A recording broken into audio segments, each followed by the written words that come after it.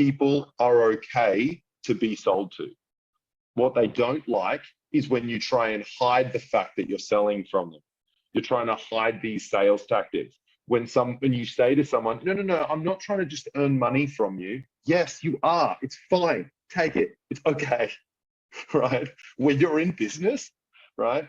People know the reason you're talking to them is because you're trying to make a sale, right? And they're okay with that as long as you're okay with it. Where they become not okay with it is when you're not okay with it.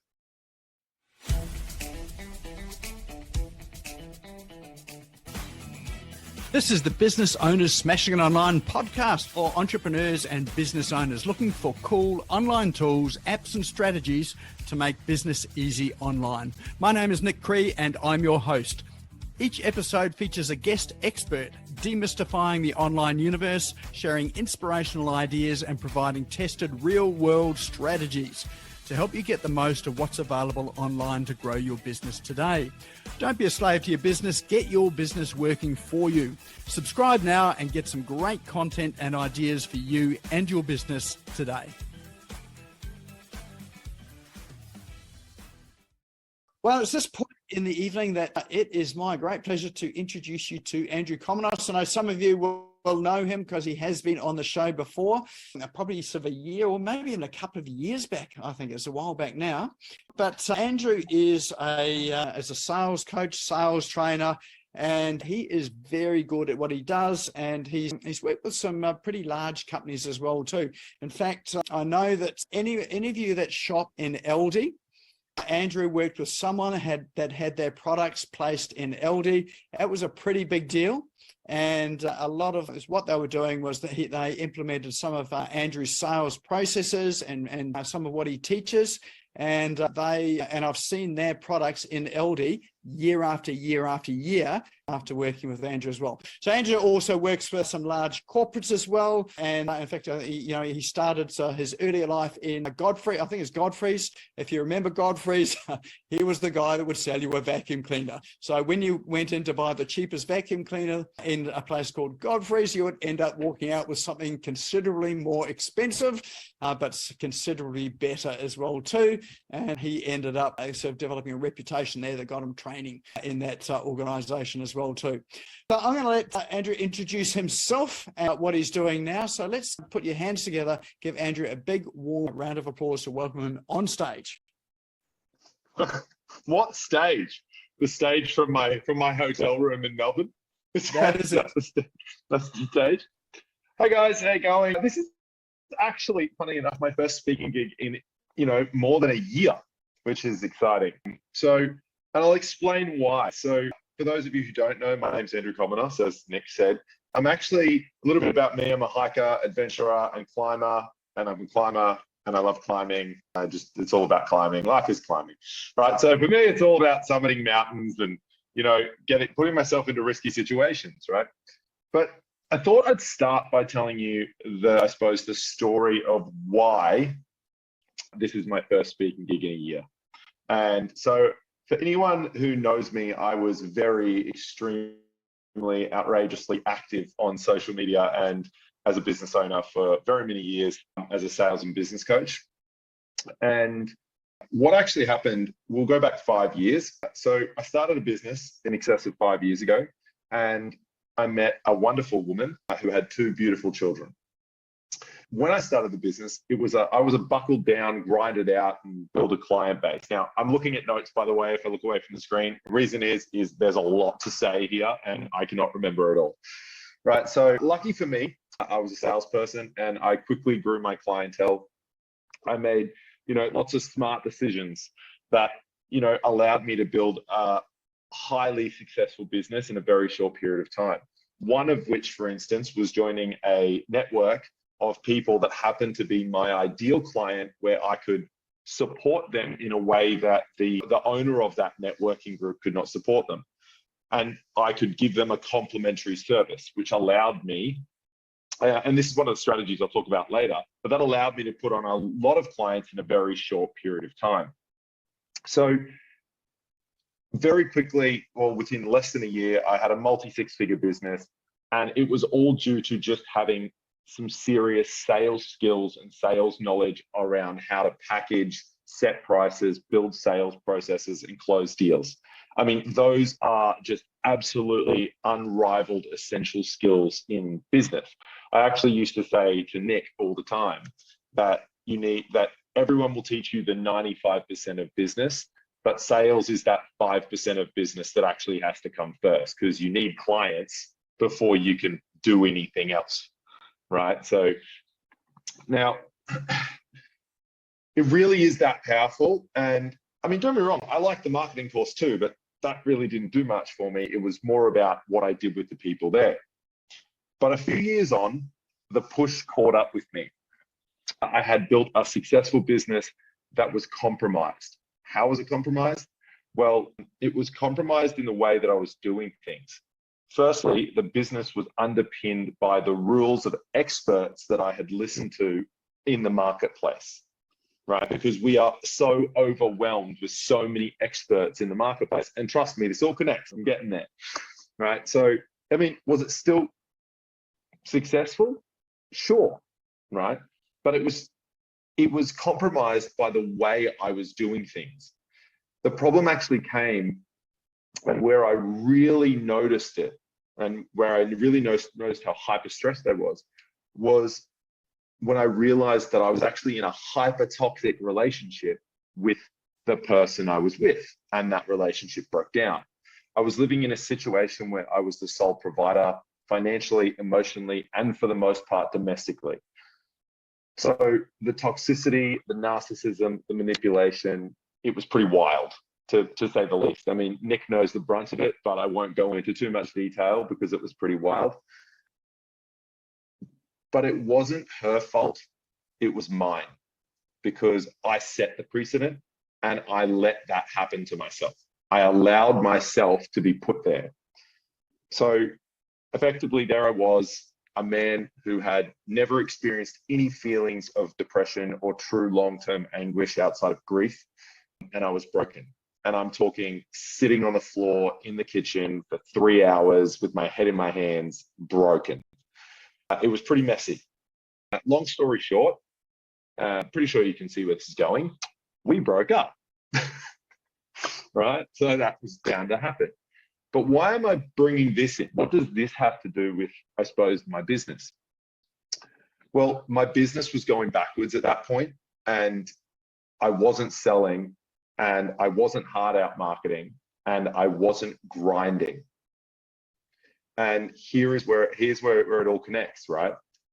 Because I had built a business underpinned by the grind and propped up by the beliefs of experts that were also grinding hard, right? So there were fundamental flaws that, whilst successful, was causing a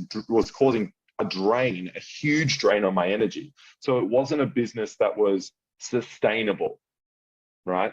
So at that point, that too had to go.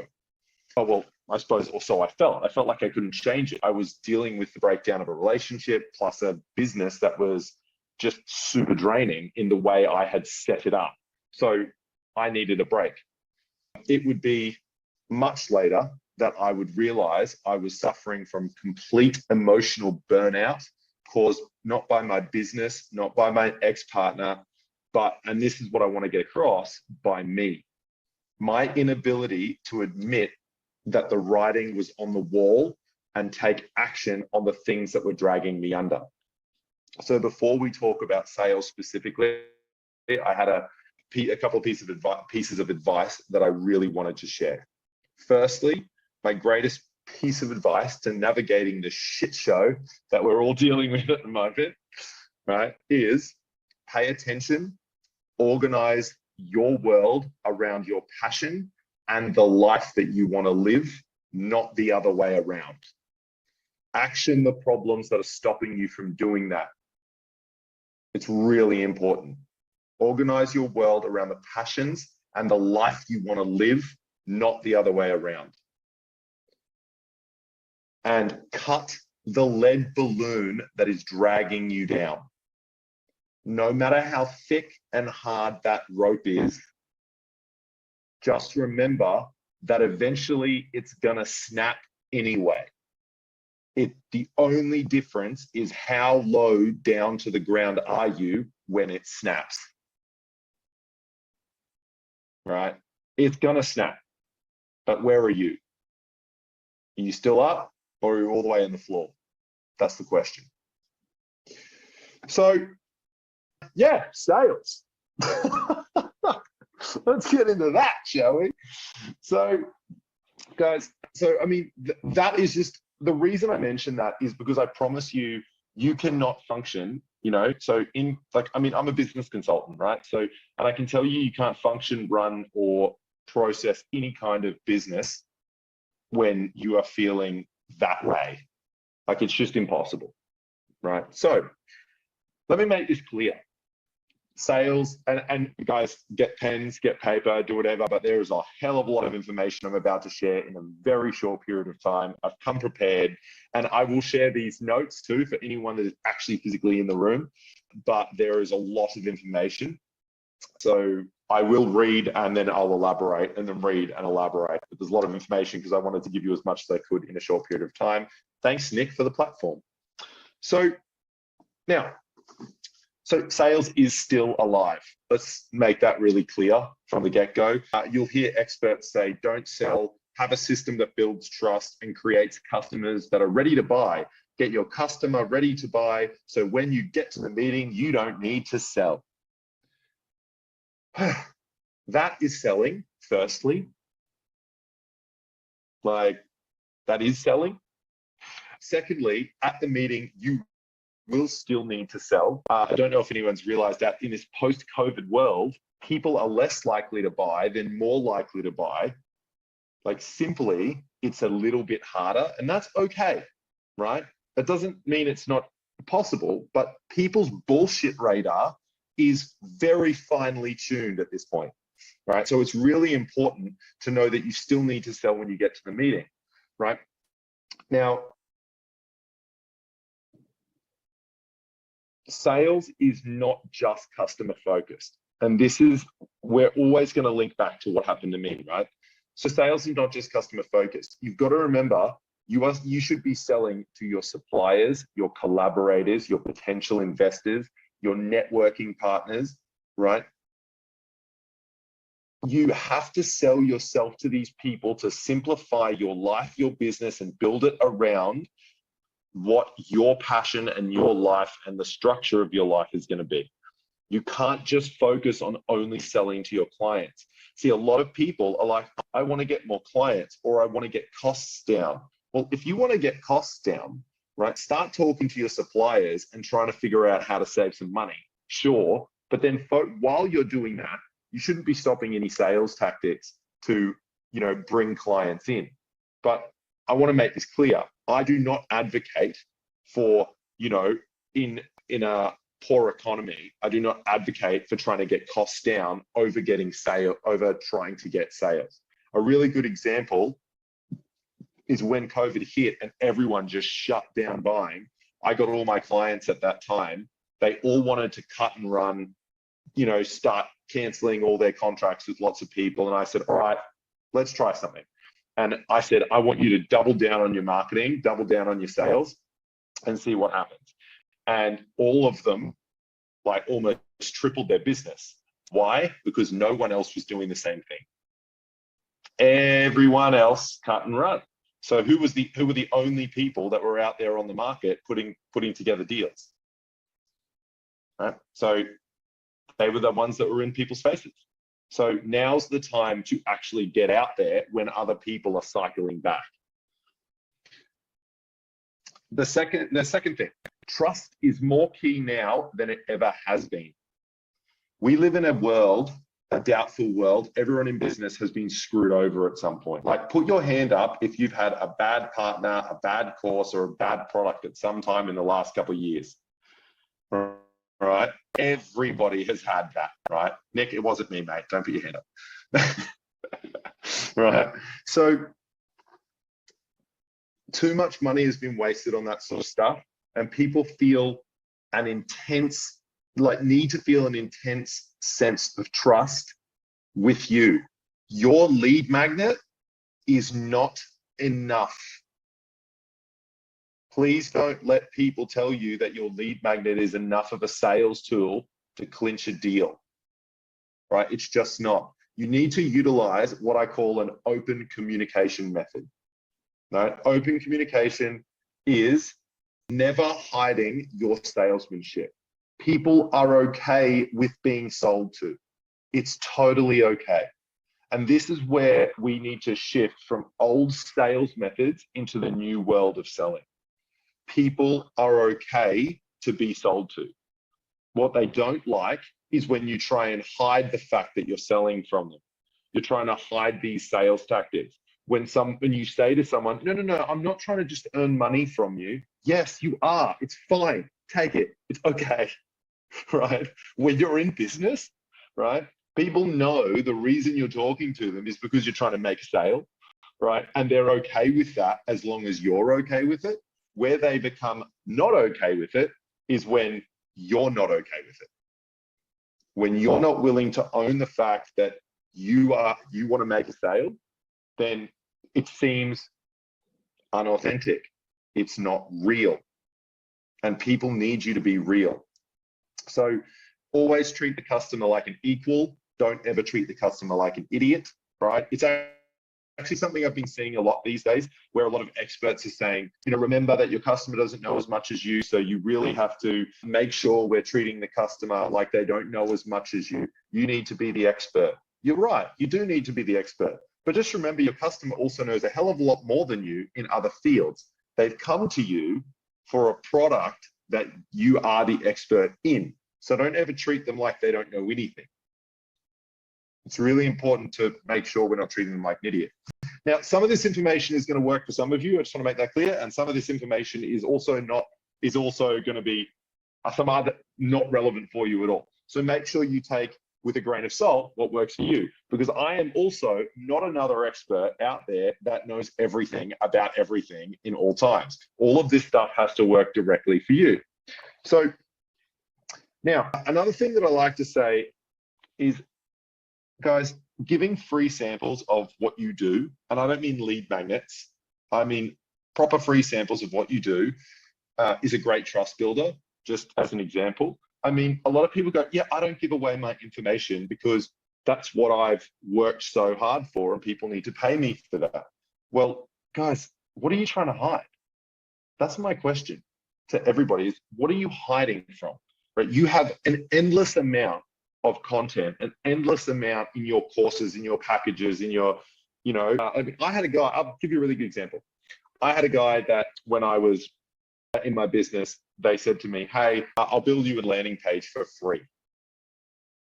They built me a whole landing page for free, right? Now, they said, if you like my landing page, right, you can tell me and you can keep it, it's free, right? But if you like my landing page, I'd love to do your marketing for you, your ads for you. I like the landing page. So they did my ads and they earned a lot more money off my ads than they did off the landing page, because the landing page they put together as a pre-built landing page that they just added my content in, and it didn't take them a hell of a lot of time anyway. But for me, it was actually really valuable. But they gave me a free sample of the capability of the things that they could do. And so I bought from them in the future using that exact landing page, right? So free samples, they really do make a deal. I mean, this is no new concept, by the way. This is a pretty old concept that, people have been using for ages in hospitality. Hey, here's a free piece of brownie, right? That tastes delicious. I'll have that brownie. Maybe I'll buy one, right? And you buy a brownie and probably a coffee at the same time. So, guys, with so much content on social media, people have, like I said before, have finally tuned their bullshit radar to such a point, in fact, that they can sniff it out a mile away. So a few little key things to remember with that is own who you are, own your skills, and own your shortfalls. Don't try and play the big business when you aren't. Right? Here's an example, right? I've just started up again after taking a year break. Take a wild guess how many clients I have. I'll give you one guess. Zip. Like, literally none, right? It's pretty fresh, right? So my point is, all right, don't try and, like, it's totally okay to tell someone, right? Let's say you're a web developer, right? Or you're a marketing agency, and someone says to you, so, and you look like you've got all your shit together, you got all your marketing together, you're kicking ass, and someone says to you, wow, you look like you're killing it, but you know that the back end of your business, maybe the financials, maybe the paperwork is a mess, and they're like, wow, you've got all your shit together. It will build trust and authenticity in a sales meeting when you say, whoa, dude, business is hard for everyone, right? I do not have all my shit together. Here's an example, blah, blah, blah, right? And all of a sudden that person goes, so you're human too, right? Don't get on social media telling everyone how amazing you are as this epic expert, right? And not share the struggles of business, because it's different when the big guys do that, who have like millions of dollars, because everyone knows that, yeah, their business is probably pretty together for the most part, because they have hired experts within the company that do that stuff for them, and they just focus on this one part. So it's fine to have shortfalls, and people want to hear that, right? So listen, confidence and conviction, and this is no new thing, right? But we live in a doubt-filled world, and people don't know what to believe, have no idea which business path to follow. So while it is important you are real, right, you also need to own the fact that you are fucking awesome at what you do. That's it. But it's at what you do, right? And this is something that I see all the time that people don't do in a sales conversation, right?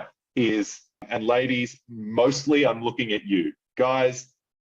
You're pretty good at being like, yeah, we're the best. Yeah, look at me, I'm macho.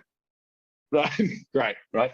But very often the ladies are actually better at it than we are, and they just don't own their own self, right? So my point is, you have to own who you are. You have to own your expertise. You don't have to own someone else's expertise. Remember, if I walked into Nick's business and tried to do what Nick does, I would fail miserably because I can't do what he does, right? I certainly would not be able to deal with the level of complexity that Susie puts up with in her business, for instance, right? But I'm good at what I do, and I'm an expert at what I do. So when your customer's coming to you, they're coming to you for your expertise in your area of business, and you need to own that you can deliver. Now, something I used to say to people all the time, actually, I'm going to say it again, so I still say it technically, is none of the most famous people in the world or the richest people in the world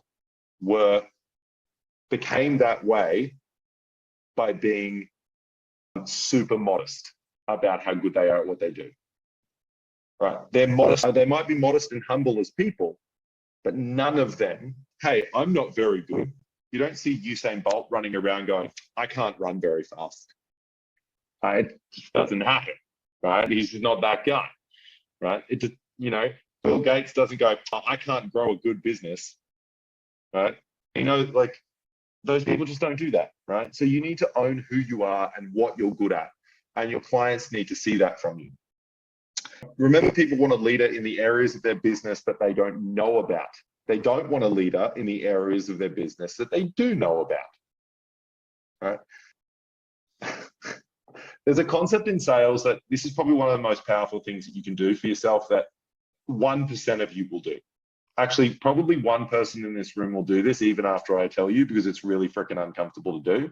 I call it slapping the client, right? So when you're in a sales meeting, people sometimes need to take a beating, right? You can tell the client how it really is, or the potential customer how it really is. And very often we shy away from that. And the reason we shy away from that is because we're not willing to put ourselves in that uncomfortable position. But a lot of the time, the customer, except for you, Paul, please don't do this to people who have just lost their loved ones. You can't do that. That's not a good idea. So, guys, but you need to be able to tell a customer when they're saying, I do this, this, and this is amazing, and this has worked for me, right? You can say to someone, okay, so if that stuff is working for you, why are you here? You need to be able to tell the customer that what they're currently doing is not working, right? You're not actually risking losing the sale. What you're doing is waking the customer up to the reason they came to you in the first place. Because when people get in front of what they consider a salesperson, they start to get defensive because they don't want to look weak, because we've been trained in society not to look weak, right? So sometimes it helps to wake the customer up a little bit. So now online. So simple systems are the small business way to success. This is all research-based stuff, right? Some of this stuff is sales-based stuff, sure. Some of this stuff is trends and research-based stuff, and it took a lot of time. So take advantage of it. So in this super tech-friendly world, it is easy to set up an insanely long landing page, right? We've all been there. Who's set up an insanely long landing page before, right? It's kind of like the thing. You see these landing pages with big words and lots of pictures and all that sort of stuff. Guys, I'm not saying they don't work. They definitely work. They also aren't the only answer. Sometimes, sure. But more importantly, it is highly dependent on the customer that you're actually chasing, right? This is something that people don't realize. They sit there and they go, all right, I'm going to figure out who my ideal customer is.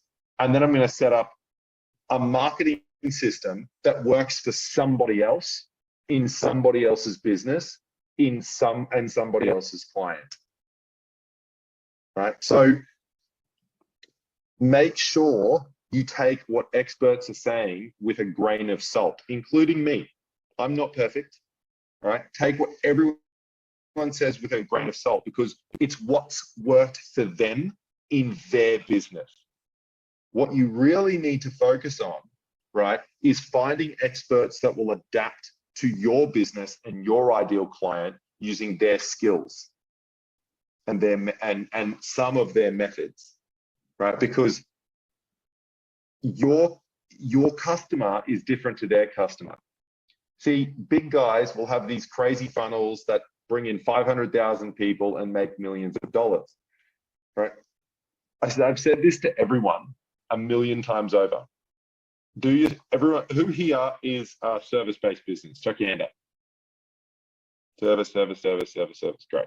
Okay. Who here is a product-based, a high level, like a high ticket product-based business? Cool. Low ticket product-based business? Okay, cool. Perfect. So high ticket product-based businesses and services. Just get a meeting.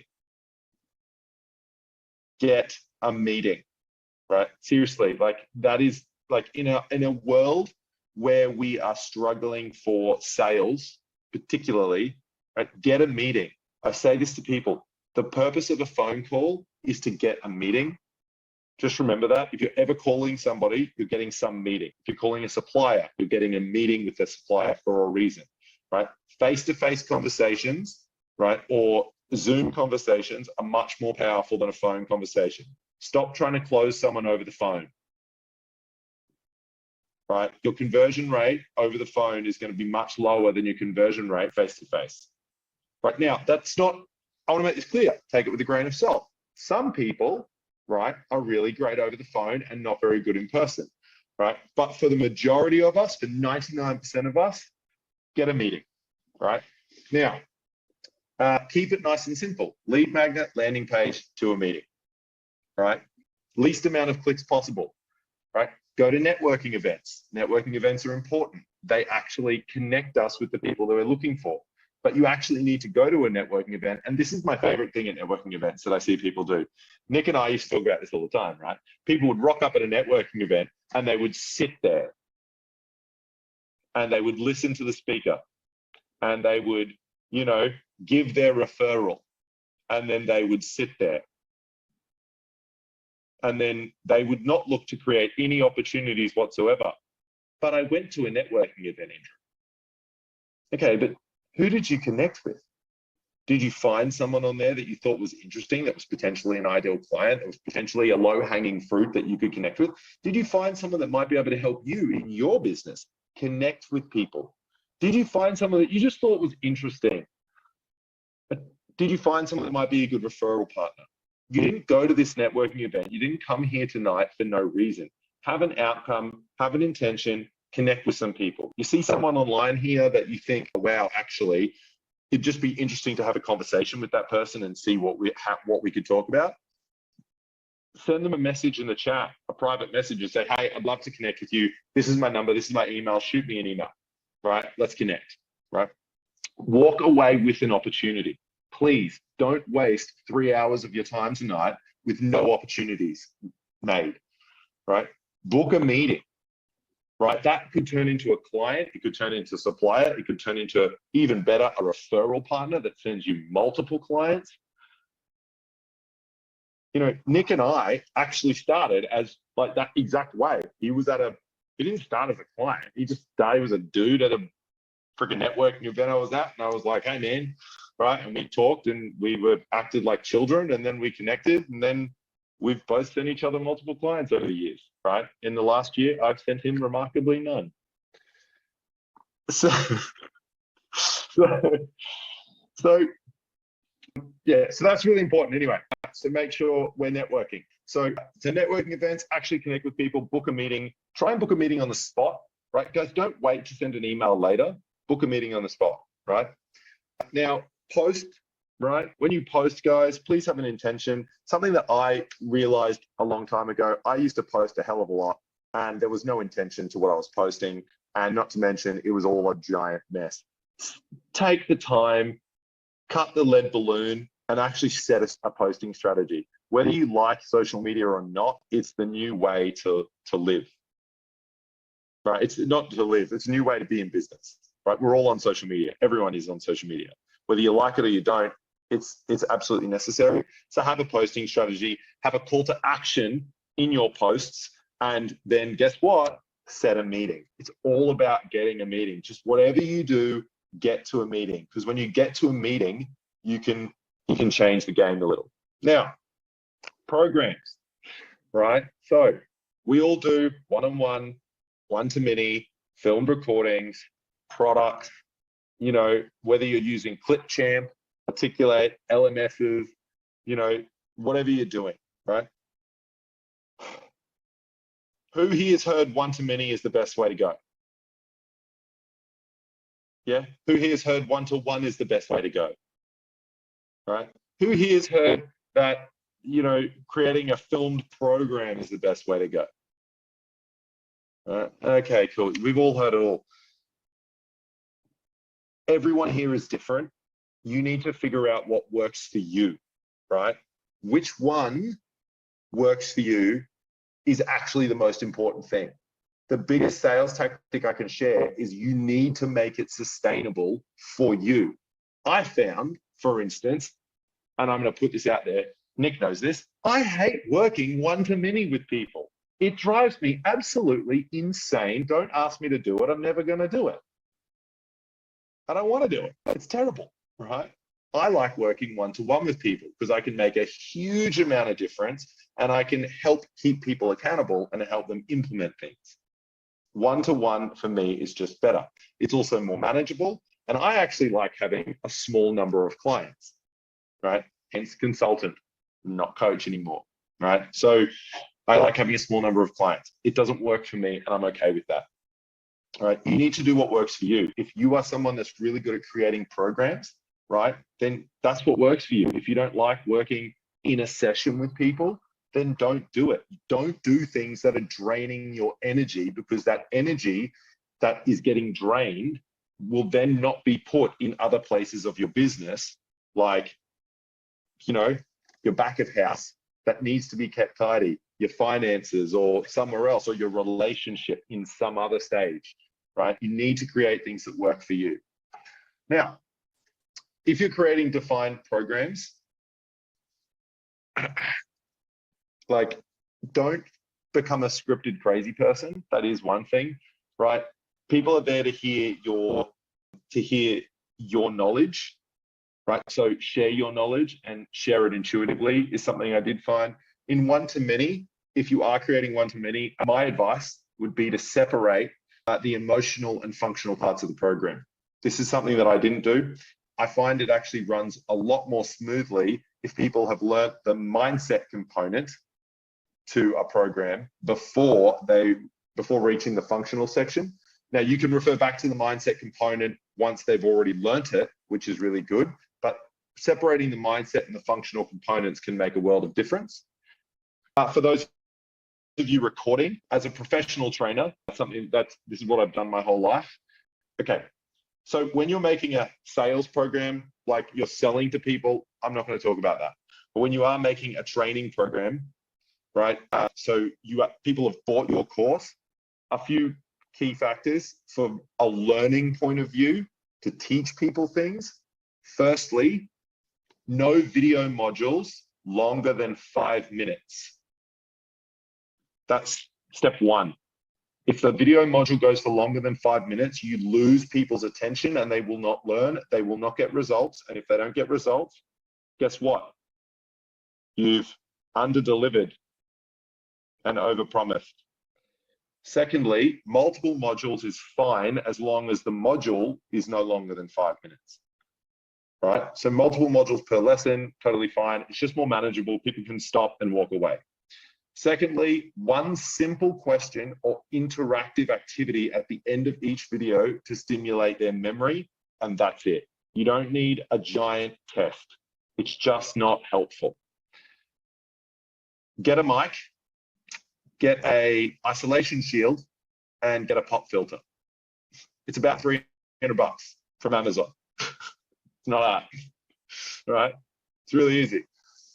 Now, this is the thing that will make you guys the happiest for anyone that is doing this. You actually don't need to be in the video. You can just make a slideshow and do a voiceover. They don't need to see your face. It's not necessary at all, right? And they'll actually learn more by just having a slideshow. Remember, when you are creating prices and courses for your programs or for your, in this world, complexity creates chaos. So if you want to breed chaos for your clients, please feel free to overcomplicate your process and your courses. So packages. So who here struggles to put their packages together? No? Everyone's good? Cool. Whose package has more than 5 items? Yeah. Lock it down. People get confused. If you've got more than 5 items in your package, right? It's likely going to confuse somebody, right? You should have, if you do have more, that's fine, but have the main value items as the package and then extras off to the side so they can read them and choose if they like that as well. Does that make sense? Right? But I tend to find from a majority stake, and I'm not saying everyone, but from a majority stake, too many items in a package is going to cause confusion and people will not buy. I had this exact conversation with Nick, maybe, how long ago, Nick?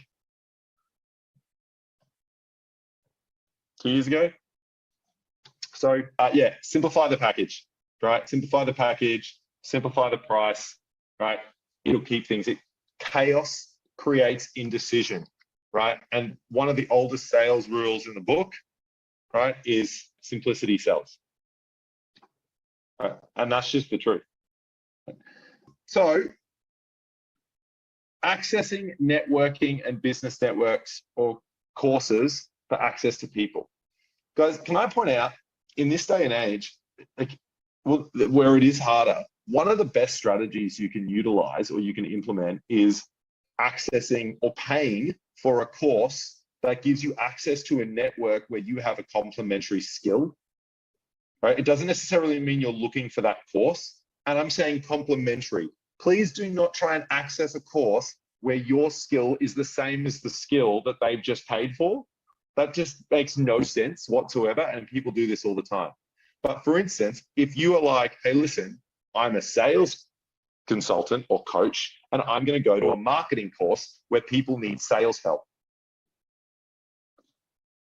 it actually makes sense for you. You're going to get marketing knowledge that helps you and access to a set of people that are looking for more sales help because they're getting more leads. So paying for a course can be a very powerful investment as long as you think about, and I mean, use it as strategy. It's totally fine, right? I'm saying you don't necessarily need to have to want to do that course as long as those people are your ideal client, right? Which means the client you're looking for, your natural client, which, and we're all going to know this when I say this, who here has an ideal client, but then they have a client that just seems to come to them for some random reason and they're not marketing to that person whatsoever. Has everyone else got that? Yeah, right? That's your natural client. That's a really low hanging fruit. If you see a marketing course or any kind of course, that you have a complementary skill to that you can be a part of, that has your natural client in it, run. Because that course will make you a lot of money really quickly. That's actually what happened to me when I invested in that marketing course, right? I noticed that there are a lot of people here that could use my services. I invested in the course. It cost me $10,000, and in less than 6 months, I made in excess of $100,000. It was an outrageous amount of money. It was a very good return on investment. If someone said you could pay 10 grand and make 100 grand, who would do that? Right? Of course it is. But you need to think, are these people my ideal client? Are they natural clients? Are they high ticket clients? Are they low hanging fruit? And will I actually have access to them? These questions are really important. Don't just invest in something that you're not going to have access to once you get inside the program, right? You need to have access to people. Like if it's a community-based program where you can get to talk and network with people, then you actually get to share ideas and you can help these people to implement what they're already learning because you have a complementary skill. It's a really powerful place to be in. Okay, so it is an investment strategy. Okay, cool. Have I still got time, Nick, or have I like overdone my time already? No, you're pretty good. What are we? No, we've got about 10 minutes. Okay, good. Sweet. Awesome. Cool. Whew. I told you there's a lot here. So in terms of the economy, from a sales tips point of view, fear drives scarcity, indecision, and false direction. People will make bad choices in the economy because they're scared, right? So you can actually use this in your pitch and figure out how you solve this. So people tell me how hard it is to sell because their clients are scared of the impending economy issues, and I understand that. But I want you to have a think right now of one way that your product or service actually helps mitigate the problem of fear and scarcity. So for instance, I know as a sales coach and consultant, right? If people are worried about the economy, is it better for them to have higher levels of sales skills or lower levels of sales skills in a harder economy? Higher, right? So I can actually use that in a sales pitch, right? So think about how stop thinking about the fact that people aren't buying and start thinking about how your product or service actually helps to mitigate, right, the scarcity and indecision mindset in a fear-based economy. If you go out with a plan, if you go out there without a plan, you're in trouble. Have a plan on how to deal with these major objections. A quick tip on objection handling is repeat the objection, understand the objection truly, not what you want the objection to be, actually have a deep understanding of the objection, solve their problem. And this is the biggest thing that I can give you is solve their problem. Because when people handle objections, the first thing they like to do is solve for price. They're like, oh, someone's objected to me. They've said, I need to talk to my partner. Yeah, what if I gave you a discount? That wasn't my problem. Don't solve that problem. Stop giving me a discount because I said no. That doesn't solve my issue. Solve my objection, right? So repeat the objection so they know you're listening. Understand and empathize with the objection. Tell them a story where you've done that, you've given an objection as well.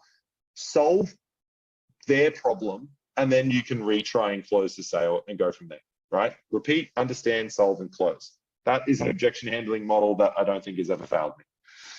Now, mitigation creates safety, but remember, people do need to feel like they're taking a step out, right? This is something that people try and do.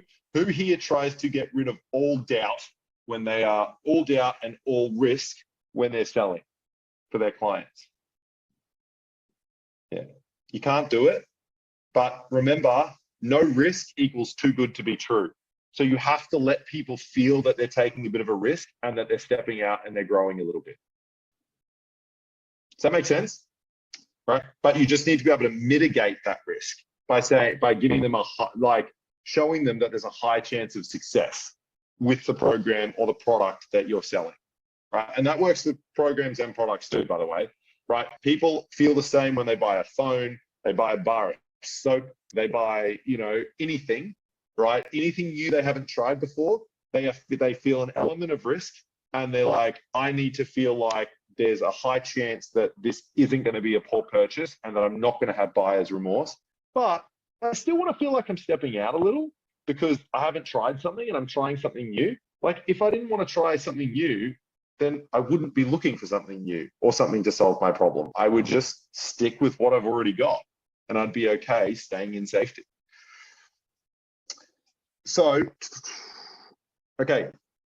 Now, something I really want to talk about before I wrap up is risk builds growth. In the age of personal development, you can use the need to grow or call upon personal development laws to help clinch a deal. Don't do that.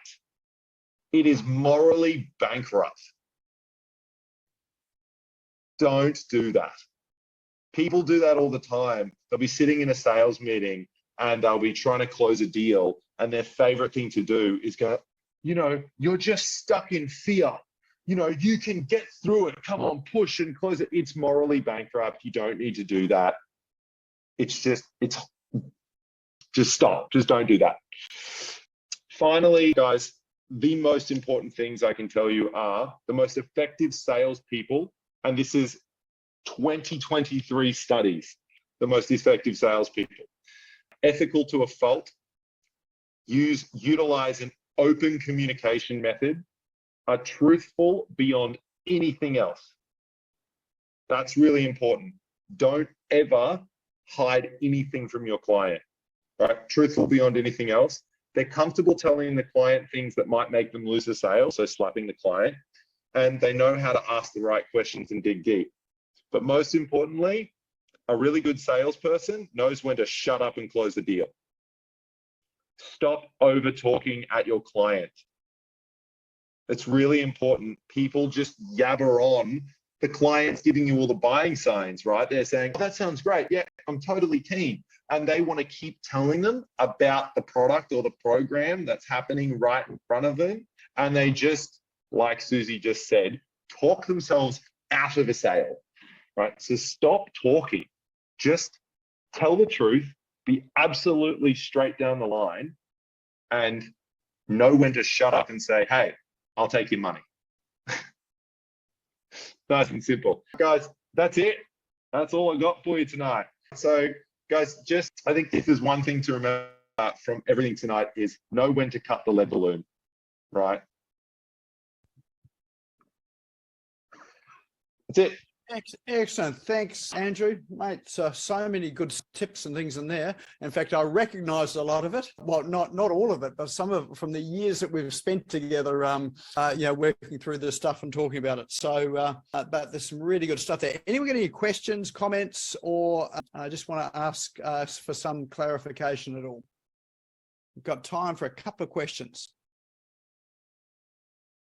If you do want to ask a question, just unmute yourself and just ask, or drop it into the chat. I was either really clear or really stupid, one or the other. Or maybe you just scared everyone. Halfway point, is there, Andrew? Okay. Yeah, it's like you're one or the other.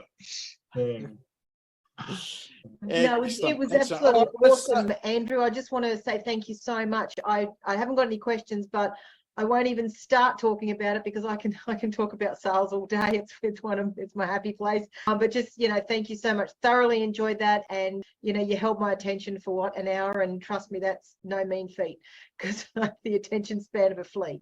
So, so I just wanted to say thank you so much.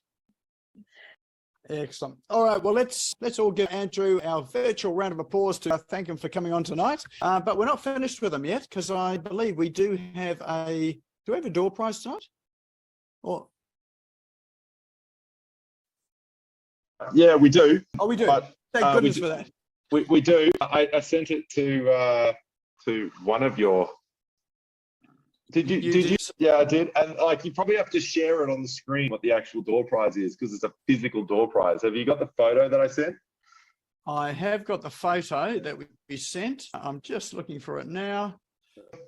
While we're here, by the way, I just wanted to, speaking and living by what I preach, guys, I have a very limited amount, I suppose, of time, given I'm currently still working and resetting up.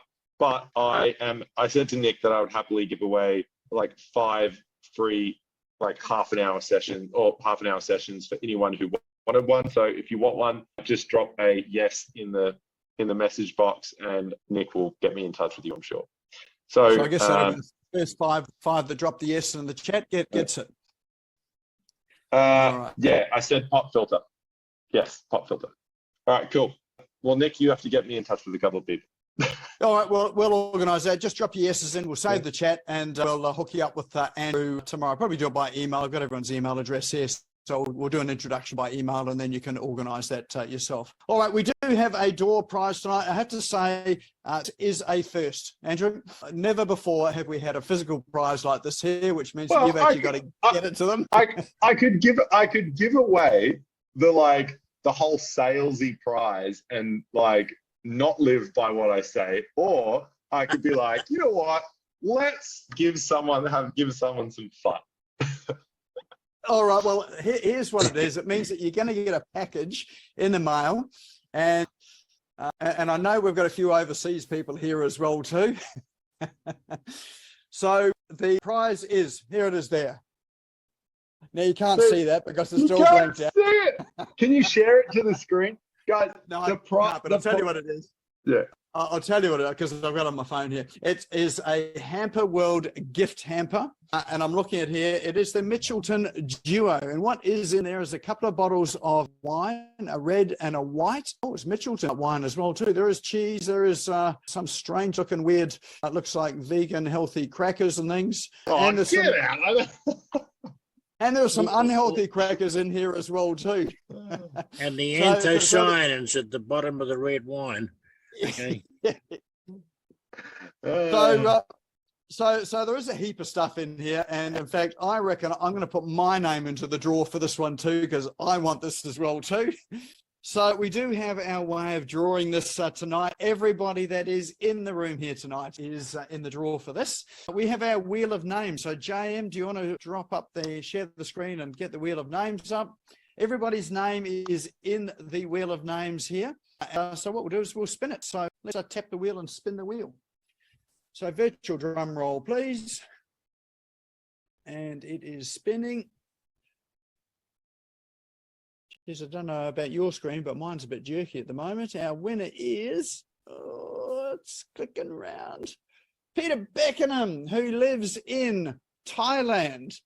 But unfortunately, Peter's had to disappear. He has had to leave because he's running his own sales webinar tonight. So we'll let him know. Anyone kindly want to let him know that he's won that? And we'll redraw it again for those of us that are here in the room. So let's spin it again, JM. In your own time. Dude, no, it's been spinning for us for ages. You're just really laggy. Oh, I tell you what, the internet here is just something else. All right, then. The winner is Azim. So fantastic. Azim, of course, was our speaker last week. Was it last week? I think it was last week. Last week or the week before. Yeah. Or week before. Yes. Oh, well, there you go. So Azim's in Sydney. And in fact, That's nice and easy. I get that to you. You're not in like the US or Quebec or something, right? Like something, and me just going, how do I get something over there? Thanks, Andrew. That's awesome, mate. Thanks for the presentation. Well, in fact, couldn't have gone to a better person. You two guys, an ideal connection to each other as well, too. So if you don't know each other, so I'm sure you have a good conversation. All right, so what we'll organise that. I'll make sure that both of you got each other's email addresses and all that sort of thing. You can coordinate how all that's going to happen. And of course, I'll be coming down to Sydney to help you share in that gift basket a Zoom too. And I think Andrew will be there as well too. All right, so thanks, Andrew, for all of those gems and pearls of wisdom tonight. Really appreciate you coming on to share with us tonight, and good as ever. For those of you that want to connect with Andrew, you can find him on LinkedIn. He's also on Facebook as well too. Probably the best place to catch him is going to be on LinkedIn. Just search for Andrew Comminos. There aren't many of them around. He's probably the only one that's in there that is in Australia. And so apart from that, if you enjoyed tonight, the replay will be on YouTube tomorrow. It'll be up on the YouTube channel tomorrow. The link is in chat, and now is a really good time to save that chat as well too.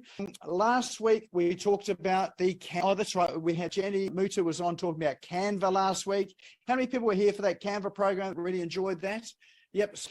What has come out since then is that Canva is just dropping a whole lot of new tools, releasing a whole lot of new tools in Canva as well too. It is super cool. And as we had a look at it, you can virtually run your entire business from within Canva, like all the marketing side of things. And it's got AI in there. It connects to all sorts of tools. You can even have your website up there. It's pretty incredible what they're doing.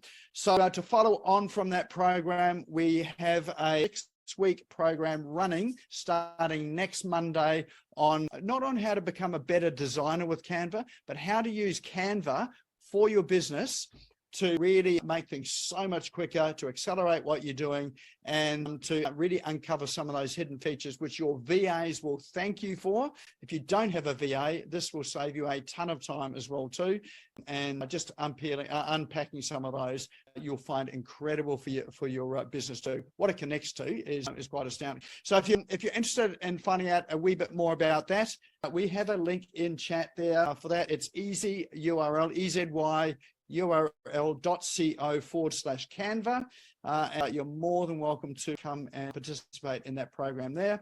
For those of you that wonder what I do and what Smash Go does, we are I'm a online strategist, so I work on you with your online marketing strategies. We build websites. We help connect your CRM to it all so that you've got a system of perpetual lead generation and that you are successful online. So if you want to find out anything more about the services that we offer, just go to our website, which is smashgo.co, smashgo.co, and that link will be in chat as well too. But that there wraps it up for our session tonight. That is Business Owners Smashing Online for almost the end of March. We're almost coming into the next quarter. I think we've got one more session before into the next quarter. So thanks everyone for coming along tonight. Thanks Andrew for coming to share with us tonight as well too. And I look forward to seeing some of you. Save the chat. Next week. Save the chat. Thank you. Thanks, Click Andrew, and thanks, Nick. Down the bottom. Save the chat. Yeah, thanks, guys. Yeah, all very good. Have a good night. See you next week. Thank you for tuning in and listening to the Business Owners Smashing It Online podcast. You can also find me on social media and online. Just search for Business Owners Smashing It Online and Nick Cree, spelled NIKCREE, all one word. If you like this and want to hear more, subscribe now. Until next time, don't be a slave to your business. Get your business working for you.